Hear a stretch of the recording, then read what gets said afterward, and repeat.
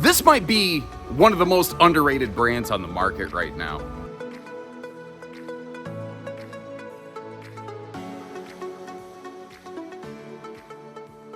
Hello and welcome everybody. Josh the RV Nerd of Bish's RV, busted away from my Coldwater, Michigan home store today, getting you some footage of a model I've never had the pleasure of going through. This is, I think it's called a 302 Grand Surveyor. This is the big brother of the Surveyor family.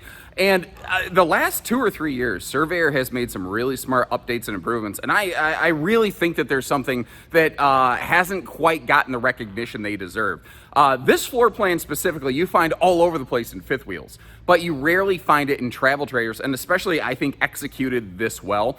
They kind of redid the way that dining works in this one. Most builders of this floor plan, they have the rear entertainment, the theater love seat that faces straight at that big TV, which is really, really nice. It's a no-neck wrecker. It's easy viewing. The fireplace really frames it up. You have awesome window coverage everywhere. But most builders make this with opposing, like, sleeper sofas that I don't know you really necessarily need. There's certain times they're handy, but this floor plan, they give us a dedicated dining space. And by doing that, they were able to kind of reimagine how the kitchen works in this one to give us a little bit of an elevated kind of dining breakfast bar that is almost like a stadium seat configuration that looks over the theater seat. So if one of you is getting a snack and one of you is in the theater seat, nobody's really blocking anybody. It's also a really friendly floor plan for having guests and friends over because everybody knows the party ends in the kitchen. These are a little bit taller inside. They're using Asdel in the sidewalls, heated enclosed underbelly, radiant barrier, holding tank heaters,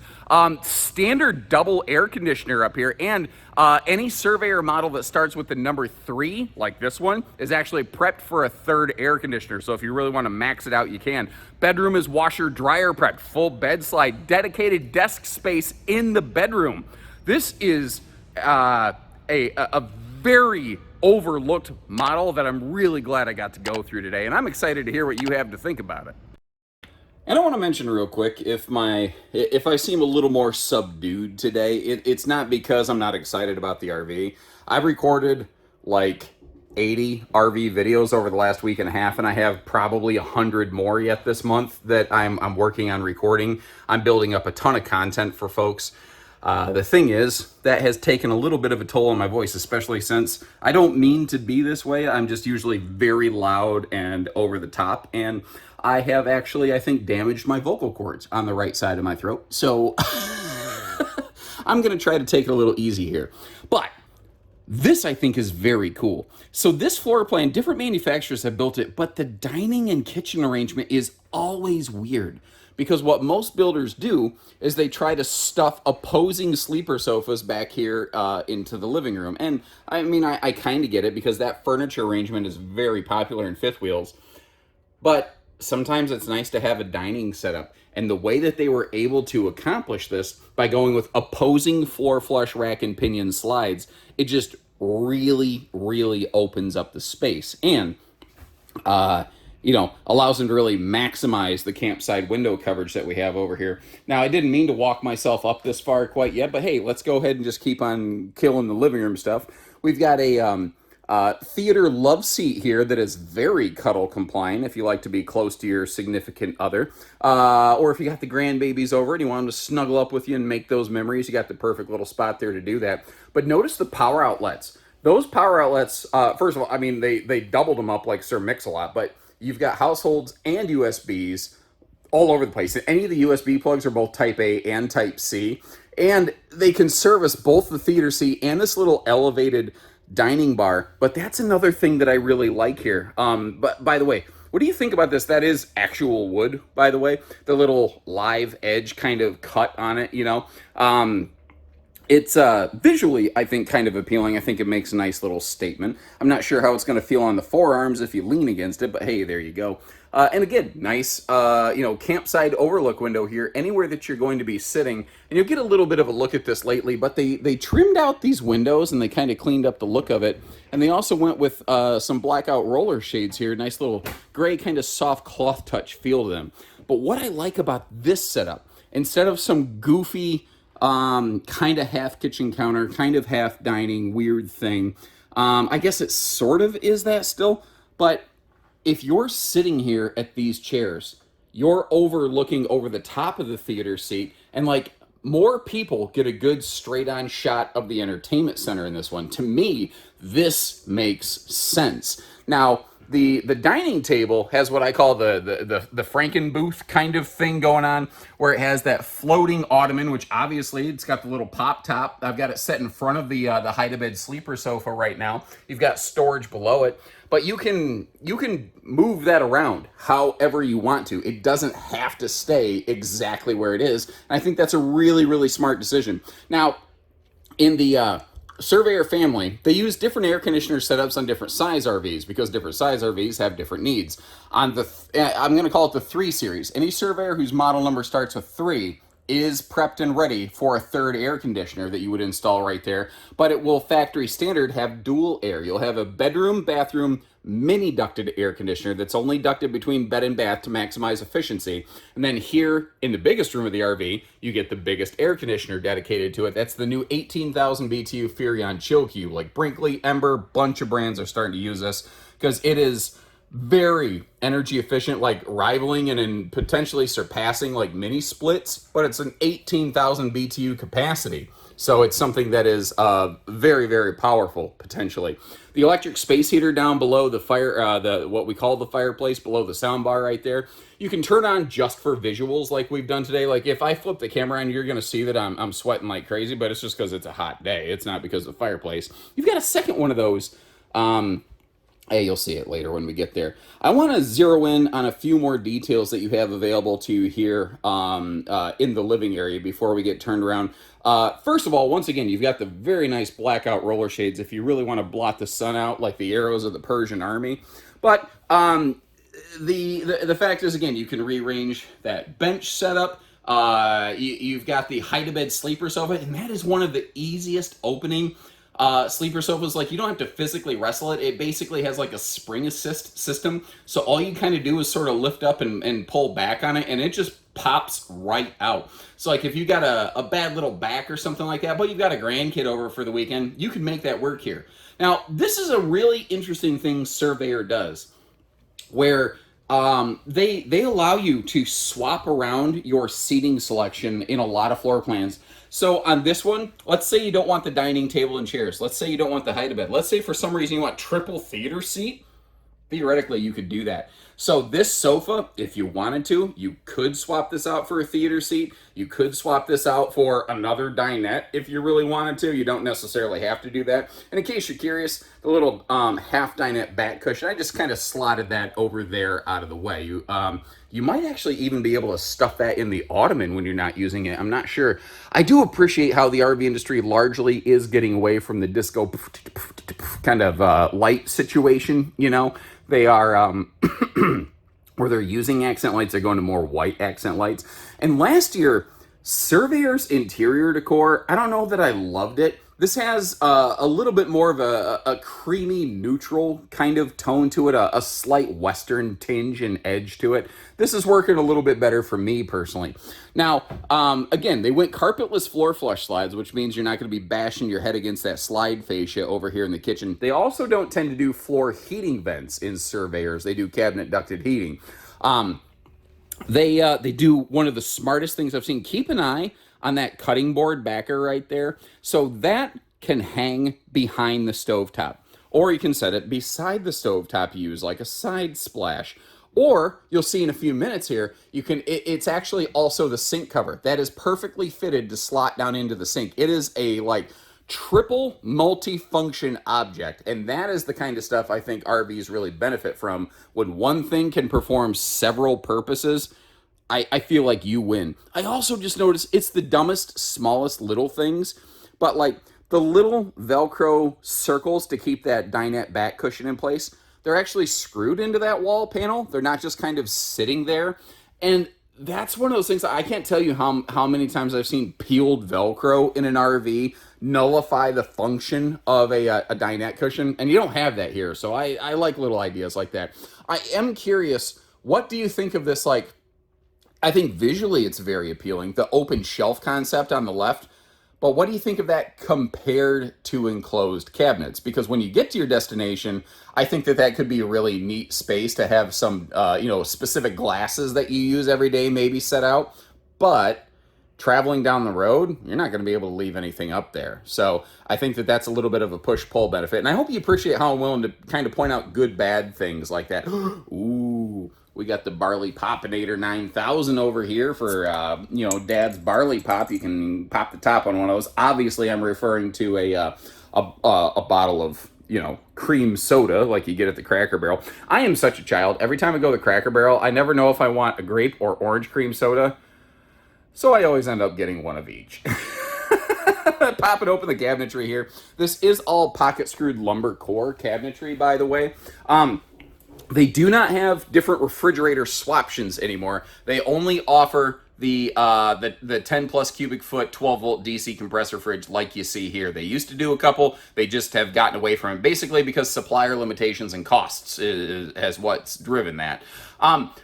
The kitchen is interesting because it's kind of half in the slide out, half not. So your countertop space is broken up a little bit.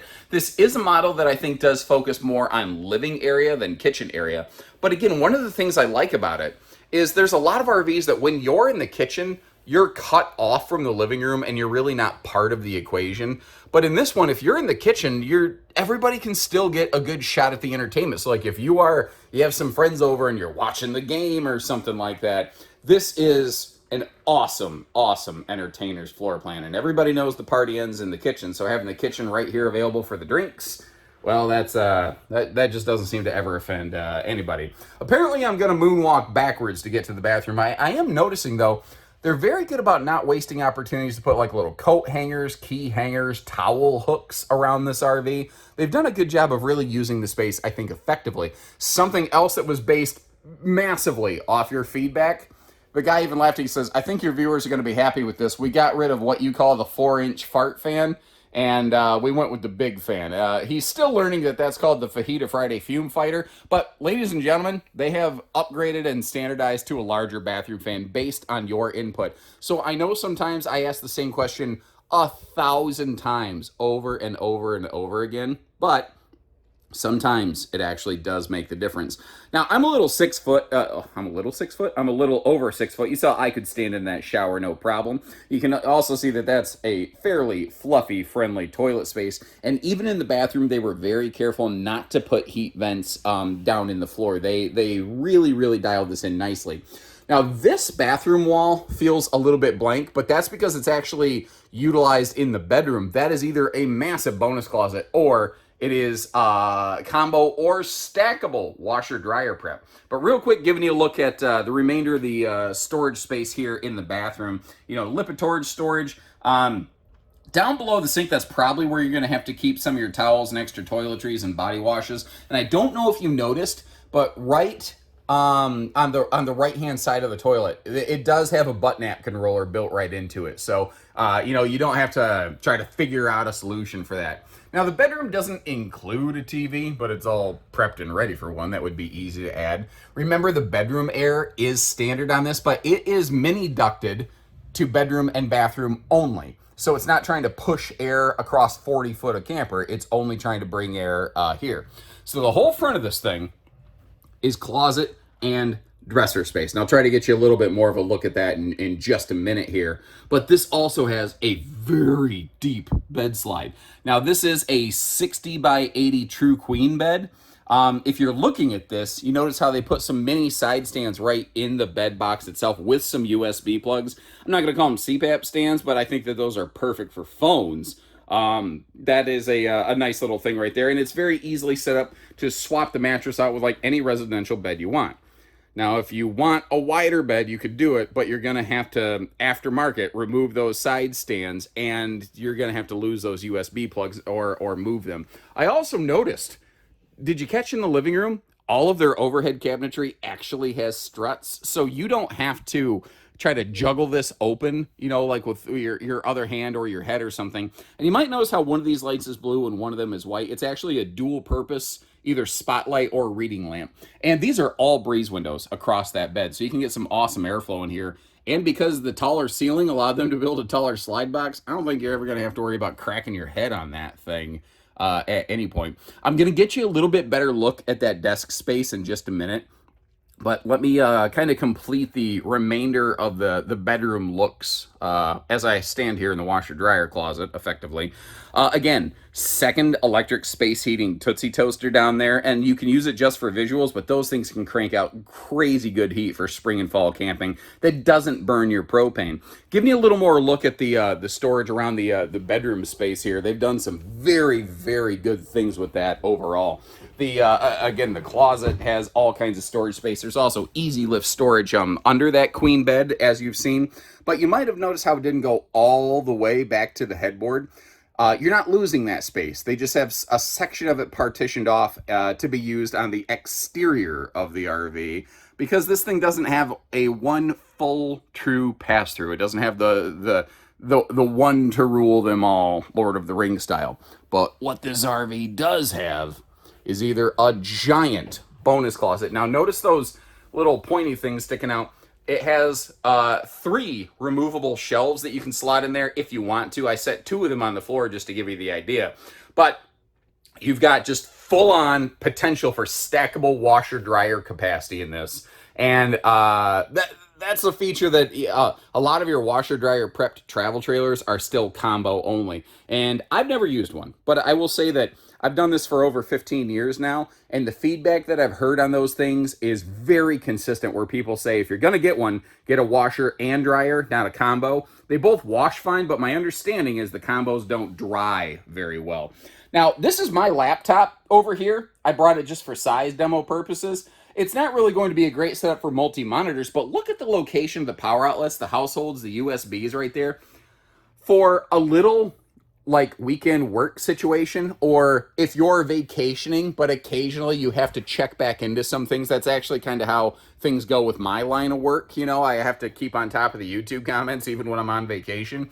It is really nice to be able to have just a quick setup right there to get a quick little emergency, something went wrong while I'm on vacation thing handled.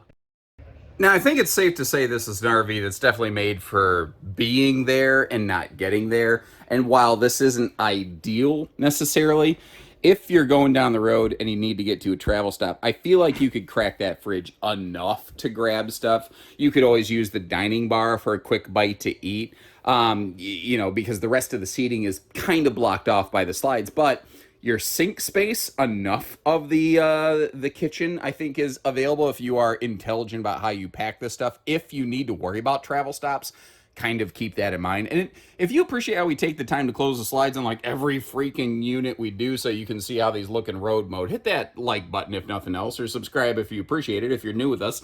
Bathroom is definitely travel accessible.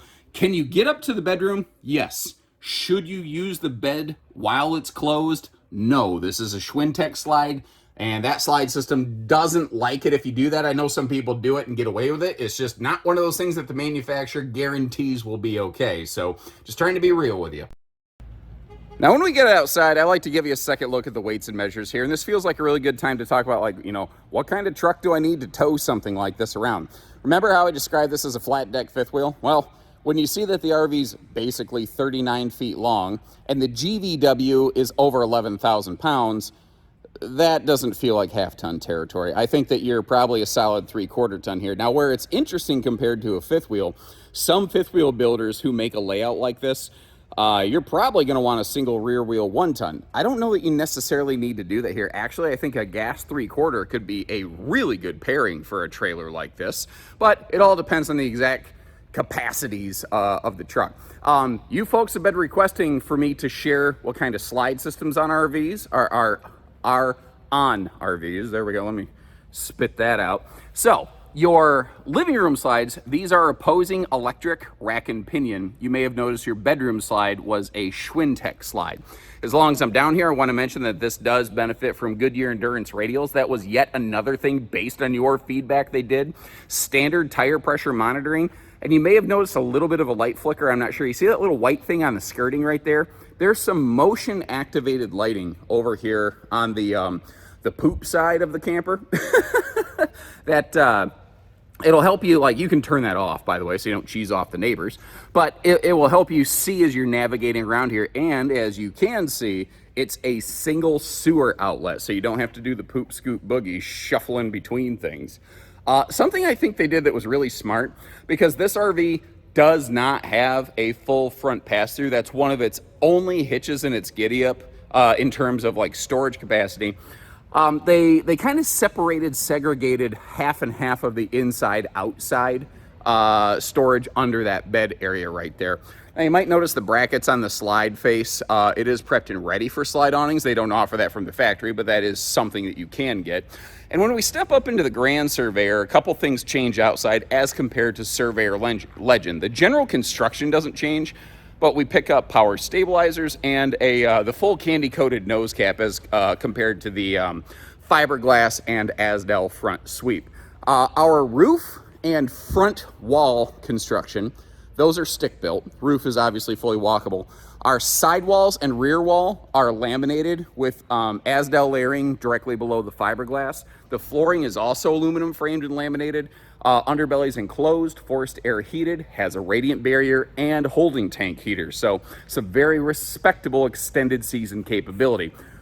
And it's, this sounds wrong to say, it's only a single awning, but because they didn't go with a full-on campsite super slide, they really got to maximize that awning space. And as compared to a triple slide model, I think this is much better, more functional awning space, especially because your entry door is very clearly covered by the awnings. So you don't end up, getting rained on the face while you're, at your campsite. Full hot, cold outside utility shower. Last year, that was a cold water sprayer port. Yet again, another little update and upgrade that they've applied based on I forgot about this. Your input and your feedback.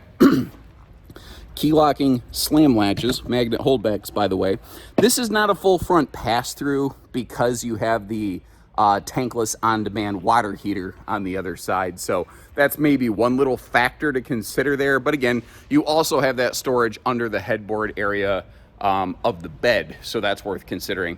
Now, most of the windows open for airflow. They are still rocking a big old panoramic max viewing window over here on the campsite. That big window does not open for airflow, but you might notice all the other windows do. So you can still get some pretty solid cross breeze and ventilation through here.